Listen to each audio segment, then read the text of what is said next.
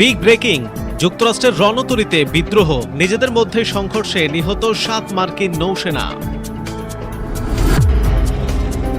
এবার নতুন আক্রমণাত্মক কৌশলে ইরান, যা যুক্তরাষ্ট্র ইসরায়েলকে জাহান্নামের চৌরাস্তায় নিয়ে যাবে। ভারতে গোমূত্র কিনছে সরকার, প্রতি লিটারের দাম 20 রুপি। ইয়েমেনে মার্কিন হামলায় নিহত 153 বেসামরিক মানুষ।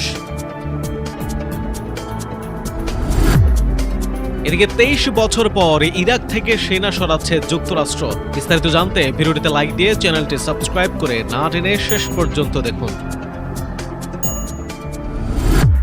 ইরানের বিরুদ্ধে দীর্ঘদিনের সামরিক অভিযানে মধ্যপ্রাচ্যে মোতায়েন থাকা যুক্তরাষ্ট্রের বিমানবাহী রণতরী ইউএসএস আব্রাহাম লিঙ্কনে নৌসেনাদের মধ্যে বিদ্রোহ দেখা দিয়েছে।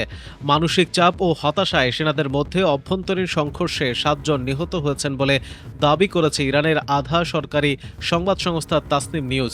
এই ঘটনায় আরও একাধিক নৌসেনা আহত হয়েছেন বলে সংবাদ মাধ্যমটির প্রতিবেদনে উল্লেখ করা হয়। তাসনিমের প্রতিবেদনে বলা হয়, দীর্ঘদিন ধরে রণতরীটি মধ্যপ্রাচ্যে মোতায়েন থাকায় ক্রুদের মধ্যে তীব্র অসন্তোষ ও মানসিক চাপ বাড়ছিল, যা নিয়ে তাদের পরিবারও উদ্বেগ প্রকাশ করে আসছিল। উদ্ভূত পরিস্থিতি নিয়ে নৌসেনাদের সঙ্গে কথা বলতে সম্প্রতি ইউএস সেন্ট্রাল কমান্ডের প্রধান ব্র্যাড কুপারের এক উপদেষ্টা রণতরীটিতে সফর করেন।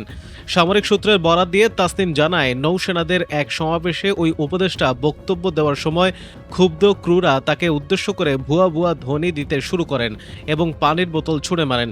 এতে বলা হয়, এক পর্যায়ে পরিস্থিতি নিয়ন্ত্রণের বাইরে চলে গেলে সেনা সদস্যদের নিজেদের মধ্যে হাতাহাতি ও রক্তক্ষয়ী সংঘর্ষ শুরু হয়।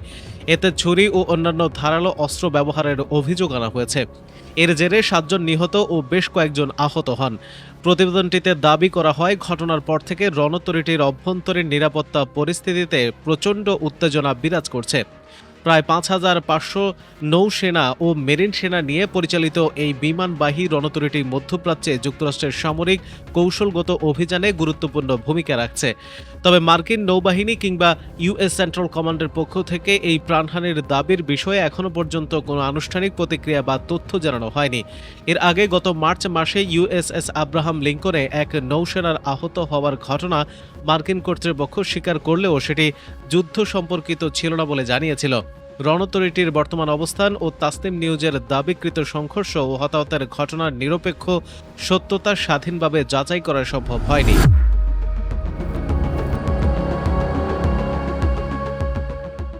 এদিকে এবার নতুন আক্রমণাত্মক কৌশলে ইরান, যা যুক্তরাষ্ট্র ও ইসরায়েলকে জাহান্নামের চৌরাস্তায় নিয়ে যাবে। যুক্তরাষ্ট্র ইসরায়েলের বিরুদ্ধে সাম্প্রতিক সামরিক সংঘাতে দেশীয় প্রযুক্তিতে তৈরি ড্রোন ও ব্যালিস্টিক ক্ষেপণাস্ত্র ব্যবহার করে বড় সাফল্য পাওয়ার দাবি করেছে ইরান। এমনকি ক্ষেপণাস্ত্র উৎপাদনের গতি বাড়িয়ে ওয়াশিংটনের অস্ত্র ভান্ডারে টান ফেলতে বাধ্য করার পর এবার নতুন আক্রমণাত্মক কৌশল গ্রহণ করেছে দেশটির ইসলামী রেভলিউশনারি গার্ড কোর আইআরজিসি। বুধবার ইরানের রাষ্ট্রীয় টেলিভিশনে দেওয়া এক সাক্ষাৎকারে আইআরজিসির প্রধানের জ্যেষ্ঠ উপদেষ্টা brigadier general Mohammad Reza Naqdi বলেন, ইরানের সমস্ত অস্ত্র, গোলাবারুদ ও সামরিক সরঞ্জাম এখন দেশীয় প্রযুক্তিতে তৈরি হচ্ছে। তিনি বলেন, বর্তমানে উৎক্ষেপণের বা নিক্ষেপণের হারের চেয়েও দ্রুত গতিতে নতুন ব্যালিস্টিক ক্ষেপণাস্ত্র ও ড্রোন উৎপাদন করছে ইরান। ফলে বছরের পর বছর যুদ্ধ চললেও শত্রুর উপর এই আক্রমণ চালিয়ে যাওয়ার সক্ষমতা তেহরানের রয়েছে। ব্রাজিল ও বৈশ্বিক প্রতিরক্ষামূলক বাজেট তুলে ধরে নাকদি বলেন, যুক্তরাষ্ট্রের সামরিক বাজেট ইরানের সশস্ত্র বাহিনীর চেয়ে অন্তত 100 গুণ বেশি হওয়া সত্ত্বেও সামরিক যুদ্ধে শত্রুপক্ষের 14টি প্রধান কৌশলগত লক্ষ্য সম্পূর্ণ ব্যর্থ করে দেওয়া হয়েছে।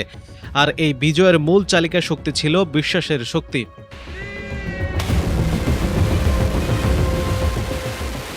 তবে যুদ্ধে নিজস্ব বিমান বাহিনীর আধুনিক যুদ্ধ বিমানের ঘাটতি কিছুটা উদ্বেগের কারণ হলেও আইআরজিসিকে এখন দেশের সীমানা ছাড়িয়ে বহু দূরে শত্রুর ভূখণ্ডে সরাসরি অভিযান পরিচালনা করার মতো নতুন আক্রমণাত্মক মতবাদ ও প্রস্তুতি গ্রহণের নির্দেশ দেওয়া হয়েছে।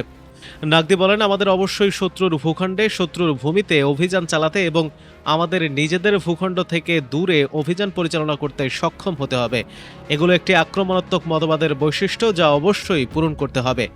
আইআরজিসিকে এখন এই প্রস্তুতি অর্জন করতে, এই সক্ষমতা গড়ে তুলতে নির্দেশ দেওয়া হয়েছে। বিশ্লেষকরা বলছেন, আইআরজিসির প্রধানের জ্যেষ্ঠ উপদেষ্টা শত্রুর ভূমিতে অভিযান বলতে যুক্তরাষ্ট্রকে ইঙ্গিত করে থাকতে পারেন, কারণ ইসরায়েলি ইতোমধ্যে ইরানি গোয়েন্দা তৎপরতা ও 2025 সালের স্বল্পমেয়াদী যুদ্ধে ক্ষেপণাস্ত্র নির্ভুল আঘাত হানতে সক্ষম হয়েছে। তবে ভৌগোলিকভাবে যুক্তরাষ্ট্রের অবস্থান হাজার হাজার কিলোমিটার দূরে হওয়ায় তা সম্ভব হয়নি। এবার হয়তো যুদ্ধবিমানের দিকেও তেহরান মনোযোগ দিচ্ছে বলে মত অনেকের।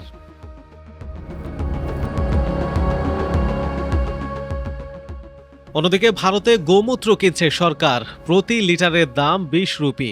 কৃষকদের কাছ থেকে গোমূত্র সংগ্রহ শুরু করেছে ভারতের উত্তরপ্রদেশের মুখ্যমন্ত্রী যোগী আদিত্যনাথের সরকার।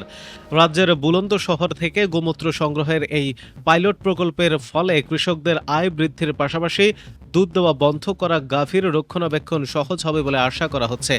একই সঙ্গে গোমূত্র সংগ্রহ প্রক্রিয়ায় যুক্ত হয়ে গ্রামীণ নারীদের অতিরিক্ত উপার্জনের সুযোগ সৃষ্টি হবে। সংবাদ মাধ্যম এনডিটিভি জানিয়েছে, ডক্টর প্রবীণের নেতৃত্বে সিয়ানা তহসিলের নরসাইনা গ্রামে একটি কৃষক উৎপাদন সংস্থার এফপিও মাধ্যমে প্রকল্পটি বাস্তবায়িত হচ্ছে। বুলন্দ শহরের 15টি গ্রাম নিয়ে শুরু হওয়া এই প্রকল্পে বর্তমানে প্রতিদিন প্রায় 500 লিটার গোমূত্র সংগ্রহ করা হচ্ছে। গ্রামগুলোতে তার সংরক্ষণের জন্য 200 লিটারের বিশেষ ট্যাঙ্ক স্থাপন করা হয়েছে। বর্তমানে প্রায় 300 জন নারী শেয়ার হোল্ডার হিসেবে এই প্রক্রিয়ায় যুক্ত আছেন। তাদের সংগৃহীত করা গোমূত্রের উপর প্রতি লিটারে 2 রুপি কমিশন দেওয়া হচ্ছে। ভবিষ্যতে কৃষকদের কাছ থেকে প্রতি লিটার 20 রুপি দরে গোমূত্র কেনার পরিকল্পনা রয়েছে উত্তরপ্রদেশ সরকারের। সংগৃহীত গোমূত্র জৈব কৃষি কাজে রাসায়নিক সারের বিকল্প হিসেবে ব্যবহারের লক্ষ্য নেওয়া হয়েছে। এটি সফল হলে রাজ্য জুড়ে আনুষ্ঠানিক নীতি প্রণয়ন করে তা চালু করা হবে। অপরদিকে ইয়েমেনে মার্কিন হামলায় নিহত 153 বেসামরিক। ইয়েমেনে হুথিদের লক্ষ্য করে 2025 সালে চালানো যুক্তরাষ্ট্রের হামলা 153 জন বেসামরিক মানুষ নিহত হয়েছে। এছাড়া আরও 243 জন আহত হয়েছে বলে স্থানীয় সময় মঙ্গলবার এই তথ্য জানিয়েছে এক মার্কিন কর্মকর্তা। মার্কিন প্রতিরক্ষা দপ্তর পেন্টাগন এক পর্যালোচনায় দেখা গেছে, 2025 সালে মার্কিন সামরিক বাহিনীর নথিভুক্ত সব বেসামরিক হতাহতের ঘটনা এপ্রিল মাসে ইয়েমেনে চালানো 3টি হামলার ঘটনায় ঘটেছে। পেন্টাগনের বার্ষিক বেসামরিক হতাহতের প্রতিবেদন হিসেবে প্রস্তুত করা এই মূল্যায়নটি মার্কিন কংগ্রেসে পাঠানো হয়েছে।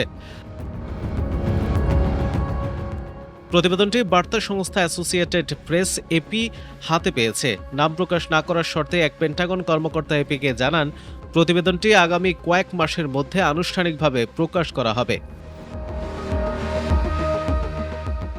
এদিকে 23 বছর পর ইরাক থেকে সেনা সরাচ্ছে যুক্তরাষ্ট্র। ইরাক থেকে আগামী 30 সেপ্টেম্বরের মধ্যে সব সেনা প্রত্যাহার করে নেবে যুক্তরাষ্ট্র। বুধবার ইরাকের প্রধানমন্ত্রী আলী আল জাইদির দপ্তর এক বিবৃতিতে এই তথ্য নিশ্চিত করেছে। খবর আল জাজিরার। বুধবার মার্কিন সেন্ট্রাল কমান্ডের জেনারেল ব্র্যাড কুপারের সঙ্গে বৈঠকের পর ইরাকি প্রধানমন্ত্রীর কার্যালয় এই বিবৃতি দেয়। বিবৃতিতে বলা হয়, 30 সেপ্টেম্বরই ইরাকে আইএসআই বিরোধী বৈশ্বিক জোটের সামরিক মিশন শেষ এবং জোটের সেনা প্রত্যাহারের চূড়ান্ত তারিখ। পরদিন অর্থাৎ 1 অক্টোবর থেকে ইরাকে কোনো বিদেশি সামরিক উপস্থিতি থাকবে না। 2023 সালে সাদ্দাম হোসেনের বিরুদ্ধে যুক্তরাষ্ট্রের নেতৃত্বাধীন সামরিক অভিযানের মাধ্যমে ইরাকে সেনা মোতায়েন শুরু হয়। 2024 সালে ওয়াশিংটন ও বাগদাদ ইরাকে আইএসআই বিরোধী মার্কিন নেতৃত্বাধীন সামরিক অভিযান ধীরে ধীরে বন্ধ করার বিষয়ে সম্মত হয়। বৈঠকে জাইদি ও জেনারেল কুপার একমত হয়েছেন যে 30 সেপ্টেম্বরের মধ্যে সামরিক মিশন শেষ হবে। জুলাইয়ের মাঝামাঝি ওয়াশিংটন সফরের সময়ও এ বিষয়ে আলোচনা করেছিলেন জাইদি। এরপর ইরাক ও যুক্তরাষ্ট্রের সম্পর্ক অর্থনৈতিক ও নিরাপত্তা সহযোগিতার দিকে এগিয়ে যাবে, যেখানে দুই দেশের সার্বভৌমত্বের প্রতি পারস্পরিক সম্মান ও অভিন্ন স্বার্থকে গুরুত্ব দেওয়া হবে। যুক্তরাষ্ট্র জানিয়েছে, আইএসআইকে পরাজিত করার ক্ষেত্রে ইরাক, যুক্তরাষ্ট্র ও জোটের অংশীদাররা বড় ধরনের সাফল্য অর্জন করেছে। এখন ইরাকের নিরাপত্তা বাহিনী কুর্দিস্তান অঞ্চলের পেশমার্গা সহ অন্যান্য নিরাপত্তা বাহিনী দেশটিতে সন্ত্রাসবাদের বিরুদ্ধে লড়াইয়ের নেতৃত্ব দেবে।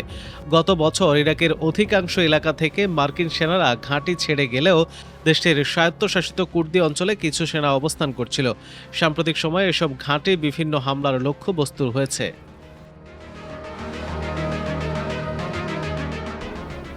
প্রিয় দর্শক, এই নিউজগুলো সম্পর্কে আপনার মতামত দিতে ভিডিওতে লাইক দিয়ে নিচের কমেন্ট বক্সে লিখুন। প্রতিদিনের আন্তর্জাতিক খবর সবার আগে পেতে ফার্স্ট বাংলা চ্যানেলটি সাবস্ক্রাইব করে পাশে থাকা বেল আইকনটি প্রেস করে রাখুন। ধন্যবাদ সবাইকে।